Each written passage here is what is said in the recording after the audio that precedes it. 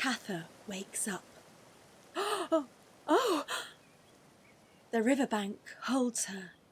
Clear water goes by. I have slept too long, she thinks, hurriedly moving from her slumber. Sluggish weight shifting as she takes deep gulps of breath, forcing the air into her lungs, blinking the grit of sleep from her eyes, pushing a great stretch into her limbs to test the limits of her muscles, flexing, feeling her hands tingle and looking down. The mossy ground is almost neon, she thinks. It tickles her palm, and still half asleep, Tatha feels the moss move around her fingers, like rings, binding her, but kindly. Chartreuse, she whispers to herself, the word like a charm on her tongue. She had never said this word before, but had longed to one day, so she held it in store, saving it up for a special occasion. Chartreuse! She smiles louder now. And there is something in the air. Something has shifted. And today is the day to use this fabulous word, to unleash it, sing forth its splendour. The river flows on. But how long has she been here? Tatha remembers an errand her mother had sent her on distantly. Something to do with fetching something. What was it? The shops were the other way, back in town. A bus must have been going. A town filled with things to buy. Fuel for living, her dad would say to the television at tea time. Or was it? Wild garlic. Yes, that was it.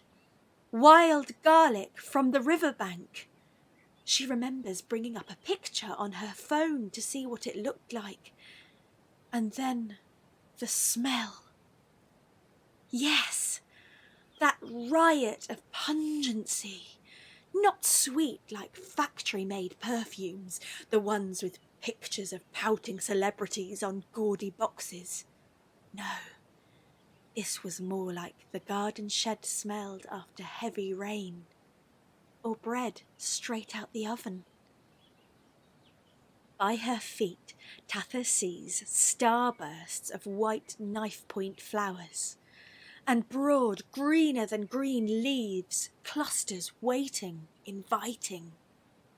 She bends to gather them, and the roots, as they are pulled up, release a scent like the whole earth is coming alive under her grasp, and she laughs as the river bubbles past, her fists full of ramson, tasting the air so loaded it is with promises.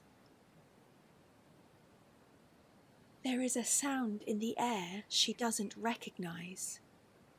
Is it a silence? Tatha is used to there always being a rattling beat in her ears, countless buzzes and pings and huge bustle in the clouds over her head. I have slept too long, she thinks, blinking at the blue up above. That's an early morning sun she feels on her skin. Zing, zing, her skin amazes her. I think the dawn must be breaking.